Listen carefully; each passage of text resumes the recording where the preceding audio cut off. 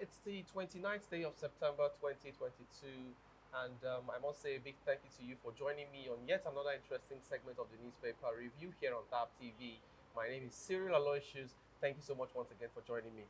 Mr. Victor Isoku, you're very much welcome once again for joining me. Thank you, sir. I would like to know what you have to say concerning Nigeria, clocking 62 in a few days from now. What do you have to say that? Okay, good signs. Good signs that we are all alive to see Nigeria hitting 62. And we hope the day will come. We should celebrate as a nation because of only the living will celebrate. So as we are alive, let's just celebrate the moment and hope the best come 2023. So by the next time, as we are turning 63, that it should be better than I know a lot where of we are persons right who now. really disagree with your idea of celebrating because according to some persons, they will say, what are you celebrating about? What are you celebrating for? At 62, the country shouldn't be where it is currently. Yeah, a country who is turning 62 in a few days from now shouldn't be where it is currently. So I'm not one of those persons who believe we should be celebrating. I feel we should actually have a sober reflection. Okay. Yes, a sober reflection of our past lives and see how we can take this country from where it is to where it's supposed to be. We shouldn't be celebrating right now. I do get you from that front because a whole lot has happened within the last 1 year when you talk about our 61st birthday and 62nd birthday. A whole lot of killings, a whole lot of ethno-religious crisis in the country. I'm talking about being backward at the same time too. I think we are also still very much backward in comparison with some of our neighboring African nations as well. Sure. So honestly, the idea of celebration should be far away for those persons who actually mean business in taking this country forward. Okay, we'll start in today's segment of the newspaper review first with the Vanguard newspaper, and headlines here in the Vanguard says this one on page 5 is saying PDP campaign flag off. PDP campaign flag off. We must halt Nigeria's descent into anarchy. We must halt Nigeria's descent into anarchy. That's according to Atiku on page 5 of the Vanguard. And on page 20, we have this one says 2023 Northern elders tackle Ohaneze, warns against demarketing Peter Obi. Yes, that's on page 20 of the Vanguard. And on page 25, we have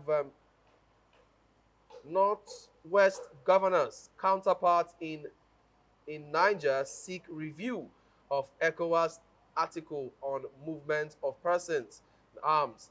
That's on page 25. On page 8, you have NDLEA drug war. Federal government approves 580 million naira for armored vehicles over fear of reprisal attacks on personnel. That's on page 8 of the Vanguard. And on page 6, we have no insurance cover for trained terrorism victims. No insurance cover for trained terrorism victims. That's according to NRC boss Okiria. Okay.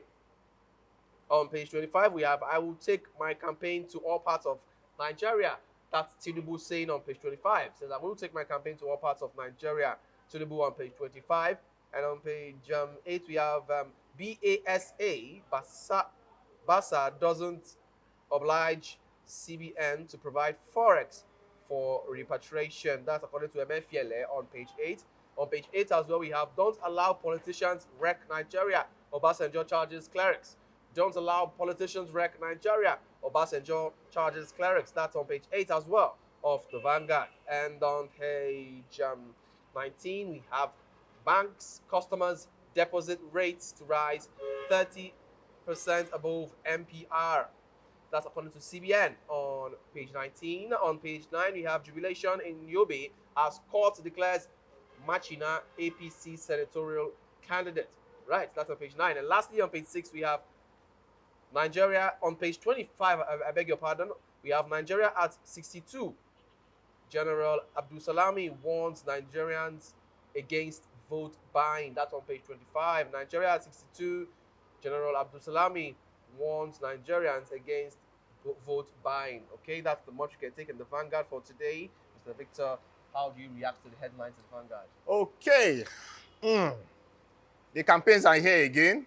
And as you mentioned, Atiku Abubakar was in Abuja to flag off his campaign. Okay, and I want to discuss about the issues of Nigeria becoming at 62, issues that we face, especially when it comes to unity. Okay, unity has been an issue for this country since 1960 up till now. Okay. And the problem of religion, ethnicity has not been able to be pressed down since 1960. Okay. And just like Atiku Abubakar's mantra, he's always talking about how to unify the country, that the country has not been in this mess before. He even stated that Nigeria has not been this divided even during the Biafran War. Okay. Like you just pointed out, the October 1st celebration, the 62nd celebration that we should be having. Then I come to tell you, see, Mr. Cyril, Nigeria is facing deep ethnic crisis as it stands right now. In 1960, we had about okay, no, let me go to the Civil War. The Civil War that started in 1967. In 1967, in July 1967, Nigeria was around 60 million before the Civil War started. And we had about 200 ethnic groups. Okay? Right now, Nigeria is about 200 million with over 500 ethnic groups. So if we couldn't have solved the issues of ethnicity in 1967 that caused the Civil War, it's unfortunate that we as a country have not done much to unify this country. So is that to say that we also risk witnessing another civil war? Oh, I pray not. No, okay. No, I pray not, because it will be so disastrous. Definitely, we don't pray for these things to happen, but they just happen. They do happen. Yes, but you now ask, what is really building up this, in quotes, disunity in the country? Politics has been a big issue when it comes to relating to ethnicity crisis and the religious crisis that we have in this country. Let's take, for instance, look at what is happening with the major political parties. The Igbos, the Southeasterners, are crying. You say that I'm not trying to I'm not trying to be sentimental about this or one-sided, but I'll come. Why is it that the major two parties we have, the APC and the PDP? Yes, Labour is thoughtful. Labour just started yesterday, in quotes, okay? Yeah. But if you check from the leadership of the APC and the leadership of the PDP, you find out that the same problem of 1967 is still happening in these parties, because you find a very minute number of Southeasterners being included, and they've been shouting and crying their ass out. You guys are not including us. The last Igbo president that we had in this country was Aguiyi Ironsi. And how was he pushed out? He was killed and murdered in cold blood. And he only led for just about 186 days. And he was killed. And since then, up till now, the Southeasterners have not tested power. And since then, up till now, we know that the Southeasterners are more like the economic push of this country. I know it's debatable. It's debatable, no two ways about that, because the Yorubas are also out there. I'm not trying to undermine the Northerners that also bring their flock. Okay. But see, we cannot shy away that when it comes to the Igbos, just like when they were mentioning that, in quotes, that Igbos do not have leaders. Just like, why? Why would you mention that? Okay, yes, the PDP, Atiku, who is the unifier, has also tried to say, okay, I'm bringing in an Igbo man to become my VP. What are the issues now? Even the Igbos, mind you, I told you 500 ethnic groups. So even the Igbos themselves are saying that, see, this particular Igbo man, in quotes, that's Okowa, is not a core Igbo man. Issues upon issues. Now, I just want to limit this discussion because I know we have a lot to do. Igbo is not Igbo enough. Yes, yes. Which also tells you, see, in this country, I don't know whether Christ will not be the one that will not come to help us with Tribalism issues of tribalism in this country. It's a major problem. Now, when you even go to look at the APC, you don't mention APC for the Igbos because they did not include them in this governance, in this government. The government of Buhari did not include them as far as I'm concerned. Mr. Victor, sorry for cutting you. If we're having these problems, continuous problems of tribalism, ethnicity, does it give more, should I say, more fuel to the move that indeed maybe Nigeria should actually be divided? Because if one Nigeria is not achievable for years now, for years it has been lingering, one Nigeria has never been achievable, it has always been from one issue of tribalism, ethnicity to the other, then just maybe, I'm just saying, just maybe, if we actually divide the country, maybe we would have, I'm not saying dividing the country would bring about total peace, but let's just say it would deal to a certain level with the issue of ethnicity and tribalism. What do you think about that?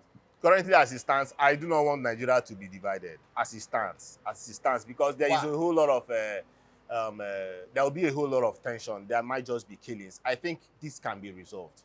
How would you resolve issues like this? There should be all-inclusiveness, because even if you divide Nigeria into parts, my brother, there was these same issues. They are already in our minds that, see, this particular region can still come out and say, see, oh, why are you marginalizing us? So there should be a total sanctification, a total redemption in our minds, okay? Yes, I was just mentioning that APC, they did not do Igbos really good because justice, because if you check from their portfolios, the top portfolio, the president is Northern, the VP is Yoruba. Sorry, Northern, I mean a Muslim. Oh, come on, not a Muslim, man. A Fulani. Oh, come on. I do not see all these comments you are making. I know it's insightful, but I'm trying to be as diplomatic as I can be. But check the numbers. The president is not an Igbo man. Okay. The VP is not an Igbo man. Okay. The Senate president is not an Igbo man. The House of Representatives, the Speaker of the House of Representatives, is not an Igbo man. The Igbo has been kept out of power for way too long, and they should recognize. That is the essence of what you're saying. Down to the judiciary, the head of the judiciary is not an Igbo man. Okay. Then if you now go down to splitting the numbers forward in terms of portfolios in the ministries, you find out that Igbos are more like subjected to lower positions. Okay. No, I'm not the mouthpiece of the Igbos though, but from my findings, is there in the public domain? Okay, you find out that, see, the Igbos are really marginalized, and well, like we said, Atiku is coming out to. For me, I think he's the one trying to really make amends. Okay, because for the APC, the same APC that we face now, yes, Nigeria is divided between North and South, but if you even check the current APC that Tinubu is the presidential candidate, you find out that he's not even making so much push when it comes to Southeast, and you will notice it. I'm predicting ahead of the campaign season. The campaign season is already here, but you find out that he will not put much energy in the Southeast because they also see Southeast. Personally, I think that the APC also see them as a second fiddle when it comes to the politics of the country. If they can get their numbers from the North, and we can't shy away from the fact that the North make a greater part of the voter register, okay, and they just have to also be very calculating when going for these votes, because the Southeast, we have a Southeast that are the least in terms of the numbers when collating in terms of the 6 political zones that we have in the country. Okay. When it comes to voter registration, they are the least. And see, when you also come to the election, that's why my problem with the Southeasterners, that they are crying blue mother. But when it comes to the election proper, you find that many traders, you see them in their houses, they take it like a public holiday, and they'll be cruising at home, not going to vote. Okay? And the young men that we have, they just go out on the street and be playing football. At the end of the day, you'll be shouting that you'll be marginalized. You need to, the few numbers that you have, you need to come out and express your choice of leadership. Okay. So, Mr. Victor, just before I draw the curtain on that particular headline, yes, I know right now it seems as though Atiku is the one trying to preaching more of unity, unifying the nation. But I just want to say, politicians that like we know, politicians are usually two-sided. They're never one-sided. They're usually two-sided. As a result of the nature of their profession as a politician, you know, it is advisable that they remain as open as possible, you know, and stuff like that. Given that fact, do you really see Atiku's you know, his whole efforts or his talks of trying to unify Nigeria, do you really see that as something you could actually use to hold him, you know, accountable for his office if he actually gets to win the election come next year? Because you know these politicians they are two, like I said before, they are two-sided. See, They are two-sided. yeah, I see Atiku as he might improve. Their questions. Yeah, he might improve with unifying the country against what the APC has done. What if he's just saying this to, you know, get to win over Nigeria? No, Because, sure. yeah. Okay, I'm coming. I'll give you the other side. The good side is that I see him as somebody that might really unify the country. Reason because he has an Igbo wife and he has children from the Igbo wife. Okay? You say I'm coming. Okay. Today we are talking about we are being sentimental in our discussions today. So let's just go ahead. Okay? So I think when it comes to unifying, like I said, he has bonds with the Igbos, okay? But I have a very big issue with the Atiku. Reason, the problem that we are facing today, he is part of it. Reason, because in 2015, he was, will I say, a co-joiner with Buhari to win the election. Okay. Mind you, he ported out from the PDP, joined forces with the APC, and they brought this doom to this country, as far as I'm concerned. Okay, yes, he's crying foul that the APC, but I don't even know, just as you mentioned, that these guys are two-sided. Yes. I don't even understand you can't really hold them for a particular statement. Yes, how you are still talking bad or demarketing the APC, which you actually helped. Yes, a few years back. Yes, and you're promoting the PDP that you left. So you get where I'm coming from. Oh my God! You get where I'm coming from. Yes, now. Yes. Mr. Victor. Tough times, man. Yes. Let's move over now to our next paper, which is the Daily Sun. Amongst headlines, the Daily Sun, we have Atiku confident of victory. Wike's allies absent at PCC inauguration. Labour Party kicks off campaign in Jos. That's on page 6. You can get full details on that headline on page 6 of Daily Sun. And on page 26, we have 2023 may make mar Nigeria, Obasanjo warns. 2023 may make mar Nigeria, Obasanjo warns. That's on page 26 of Daily Sun. And on page 4, we have gunmen kill 4 soldiers, 1 civilian in Anambra, murder DCO, detainee in Oyo police station attack. That's on page 4 of Daily Sun. A sad one coming from page 4. And on page 28, we have Muslim ticket. Lalong Dogara trade tackles. Muslim ticket. Lalong Dogara trade tackles. That's on page 28. On page 2, we have CBN goes after states, firms, individuals to recover 9.3 trillion naira intervention loans. Okay, that's on page 2. And on page 3, we have stop threatening us with Igbo president. Northern elders tell Ohaneze. Stop threatening us with Igbo president. Northern elders tell Ohaneze. Some using our name fake. Pan Igbo body tells NEF. That's on page 3. Get all the details on that headline on page 3 of the Daily Sun. Lastly, on Daily Sun here, we have Bloomberg tips Obi to win presidential election. Court stops planned Obi the tie 2023 rally at Lekki toll gate. That's on page 6 of the Daily Sun. Okay, that's the much you can take in Daily Sun for today. Mr. Victor, how do you react to these headlines? I think this time let's do campaigns, but still just a bit of the spirit of the 62nd birthday of the country. Okay, now the campaign is what happened. Okay, I start with the APC. The APC, they were not able to kickstart their campaign because of their internal crisis. Okay, And we've that's said this before, that this internal crisis might just cost them the election. everybody has internal crisis, my brother. Yes, everybody. But right now, it seems The as Labour though, Party are not excluded, my right brother. now, it seems as though But right yes, now APC there are levels to it. Yeah, there are levels to it. APC's problem is actually the major one right now. Yeah, So. yeah. Major? Would you say them major or PDP major? I I would say PDP major because yes, okay, like we mentioned that APC their crisis, but the PDP. But PDP are currently looking like they might just figure out a way to go about it. Are you sure? Yes. Yesterday, during the inauguration, okay, and the launching of books, 3 books by Atiku. Okay. Oh, people wrote so much good about him. So he has 3 books out there. Please, our viewers, if you can grab any, please send it across to me so that I can read. Okay. Now, the PDP, during the inauguration, you find out that there are still heavy issues out there for them because we did not see persons like Jerry Ghana, Professor Jerry Ghana. We did not see. Okay, you want me to call Wike as the second name? No problem. We did not see Wike.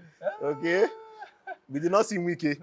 We did not see Bode George. We did not see, now down to the governors. We did not see Makinde. We did not see Abia State Governor Ibazo. We did not see Enugu State Governor Ugwanyi.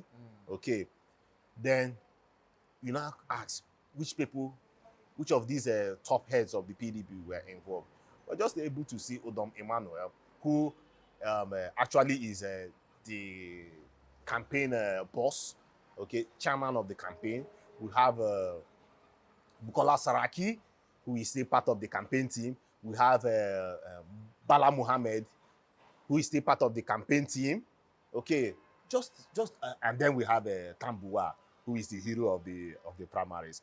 But unfortunately, we did not see the chairman of the party, Iyocha Ayu, the man on the radar. Yes. Okay, we did not see him, and his spokesperson. Well, is it much of a surprise that we didn't see him? Yeah, surprise. But yeah, they came up with the usual reason that he went to Europe for medical help.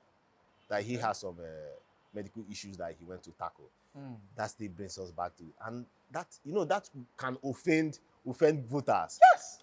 Because you be like, again, these politicians, again, and there are still very strong rumors that Tinubu, the presidential candidate for the APC, also went abroad for medical help, and that is the reason why the inauguration was extended.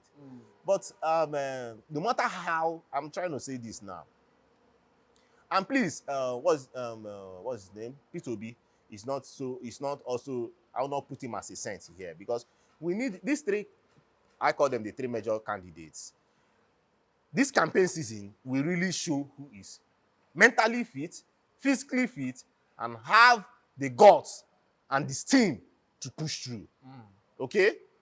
We expect them to go around the whole country to campaign. And yes, it might look so long that the campaign might last so long, but my brother, it's still not easy to travel through the transverse of this country, 36 states. The 36 states plus Abuja, to campaign. And mind you, campaign does not just start by just going to, it requires a whole lot of physical work. So we'll see it through the coming days. But let's also go to, I've talked about the PDP, let's also go to the Labour. The Labour seem to be on top of it all right now, because even P2B, I was so shocked when I saw the crowd in Jos, in the state capital, their state stadium. My brother, the crowd was just so mammoth that I was so shocked that he could get these numbers in this first stage of the campaign. So what do you have to say on the court's order that the planned campaign that is supposed to have at Lekki tollgate being cancelled? What do you have to say concerning that? Oh, personally, I think it's precautionary. Okay, it's a precautionary measure. As a result of what happened previously on that particular venue? Yes, because it can cause an uproar again. Okay? The Federal High Court... Based on the massacre. Oh, sure. The Federal High Court, when I saw the report, the Federal High Court, yes, they came out yesterday to announce it that, see, there should not be any rally at Lekki because of what happened in 20th October 2020. Yes. the Lekki toll massacre. Okay, well, they say we should not be calling it massacre because there are no evidences to show there was massacre. Okay, but yeah, there were gunshots by the military. I do not think they have called that out. As in, they have withdrawn their statement about that. Okay, but yes, there'll still be rally, but not in Lekki. But the judge also gave them the go ahead to go through the toll gate, but they should not just gather there. Well, I think they can also have their rally anywhere they want. But my brother, let's play safe, because with the mood of the country, if an uproar comes up again, my brother, it will be so detrimental. And also, I need to also tell our viewers, if you even check by the numbers, since 20th October 2020, that incident happened, you can see the number of outflow of Nigerian youths leaving the shores of this country, because it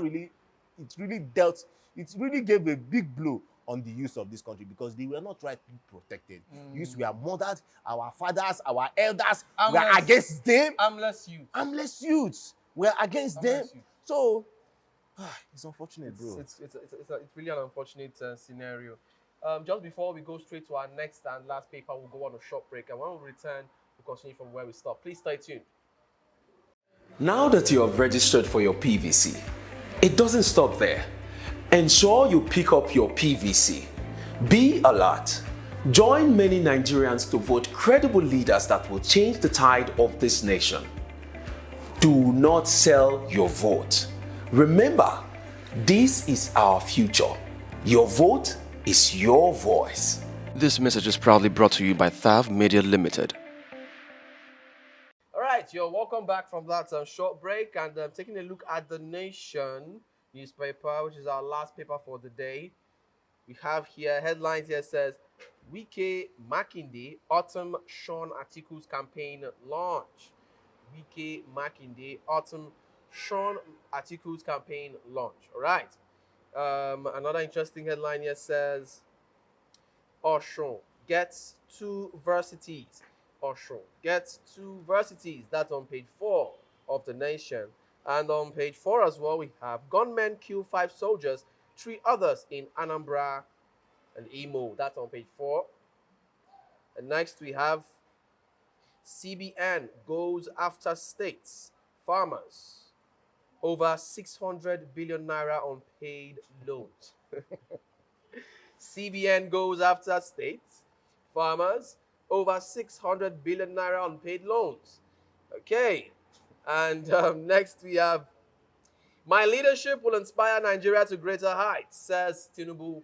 My leadership will inspire Nigeria to greater heights, says Tinubu. Okay. And on page 3, we have Machina, not Lawan, is Yobe North senatorial candidate. Machina, not Lawan, is Yobe North senatorial candidate. That's on page 3 of the Nation. And on page 29, we have court rule Obi Datai 2023 rally can't hold at Lekki toll gate. All right, we already talked about that before in the previous paper. And on page 4, we have DCO, civilian killed in attack on Oyo police station. DCO, civilian killed in attack on Oyo police station. That's on page 4. Lastly, on page 6, we have Akeredolu to federal government. Arms are to protect Ondo residents. Akeredolu to federal government. Arms are to protect Ondo residents. That's on page 6 of the Nation. All right, that's the much we can take in the Nation for today. Mr. Victor, how do you react to that? I mean, let's talk about the people OECBA. So me laughing. Can you remember? Yeah. Can you remember when the COVID year that there was this form? Yeah, the form that was going round about that people should apply for loans. Hope you know some persons collected that loan. Of course, definitely. And even some persons, if you remember back in that time, they'll tell you that there's this intervention loan from Abuja that you need to fill a form. And when they pay that money to you, you give them a call to. I don't know whether you heard about that. Maybe you didn't hear about that. My brother, I will stay like this. Somebody will start calling me. Come on, Victor. See, this loan from CBN. You know, go apply. Come on. And they will also promise you that, see, if the loan drops, they will tell you, see, the court, you need to agree that when the money drops, you bring out 30% so that we'll pay the people that will I say, in quote, in our parlance, they say run states. Oh, okay. That run states. Okay. My brother, that was how many persons were collecting all manner of loans, and they relaxed. Now CBN is after them. I don't know the instrument they are trying to use to go after these persons. But my brother, maybe it might be bloody. It could be diabolical means. It might be really tough. It's a tough one. Yes. So it'll be a tough one. Okay, that's on a lighter note. What is it really lighter? I know some persons their legs will be shaking by the time they will come for them. Because they are indebted right now. Yes. Serious debt. Yes. So imagine that they will hit like will I say 30% interest on every money that you are owing them, my brother. And you know that, see, the BVN has made it possible for them to track you no matter the account you are using. So imagine that your head, let's say you collected like 2 million naira, for instance, the intervention loan, and they hit you with 30% interest rate on that 2 million naira. In the next let's say in the next 3.5 years, that means you'll be owing about another 2 million, making it 4 million. So in every 3 years, that's how the money just be adding up. My brother, somebody can run out of that too. By force BP. So yeah, you mentioned about the other news. You mentioned about Machina. Yeah. Machina versus Ahmed Lawan. Lawan. So if you remember, Ahmed Lawan was he is the current Senate president, but he was involved with the politics of becoming the presidential candidate for the APC. So while vying for that position, while politicking, pushing for that position, he failed. But unfairly, the Yobe North had already conducted their own senatorial election, party election. Okay? He was unable to meet up, but due to his power, being the Senate president, and in quote, he was, in quotes, the favored one to replace, to become the vice presidential candidate from the North. Mind you, when the PDP came out with Atiku as their candidate, there was some kind of shake that APC might just need a northerner that can go head on with Atiku, because, like I told you, the North, they really have these votes. Okay. So they have these numbers right now. Okay. Now he failed from the presidential front. He also now had to meet the party to forcefully include his name as the winner of Yobe North, which he is currently representing at the Senate level. Okay. So already Machina has already gotten that position. The election has already been done, and he won the election. So although there was this option of replacement for Machina to step down so that the Senate president can be replaced, but Machina held his ground. We talked about it some time ago on this platform. Machina held his ground that he was elected and he will stand to be elected. And they went to court. Fortunately for Machina, he won the case. But same thing also happened in Akwa Ibom, that the former governor, Godswill Akpabio, played the same tactics. He was also vying for the presidential slot, which he lost. He went back and collected the position. In quotes, yes, their own matter is in court, but my problem with the two cases is that INEC shortlisted Akpabio, because Akpabio also went to court and won. Okay. Same case, but different judgment. But that's to tell you Nigeria too. Different, one particular case, but different results. So that's what's happening. But we wait for the lack inconsistency. Yes. So we wait for INEC has also appealed the case against the Akpabio. Let's wait and see what happens. Okay. Is it, see, this country, now wow. Serious now. Yeah, yeah. Thank you so much, Mr. Victor, for Thank your you, time sir. with us. I Thank you, really sir. appreciate you stopping by. Thank you, sir. Thank you. And I want to say a big thank you so much to you, my viewer, who has been watching us till this time. Thank you so much for staying faithful to your screen, because without you, honestly, this wouldn't have been a possibility. My name is Cyril Aloysius once again. And don't forget, you can be a part of this discussion. You have some questions, suggestions to make, drop them in the comment section of our social media, any of our social media platforms. You could check us out on YouTube, we are TAF TV. Check us out on Instagram, we are TAF TV _NG. Check us out on Facebook, we are TAF TV, and on Twitter, we are TAF TV. Okay, so it's a bye for now. Until we come your way again next time, do have a blessed and wonderful day. And happy 1st of October in advance. Bye for now.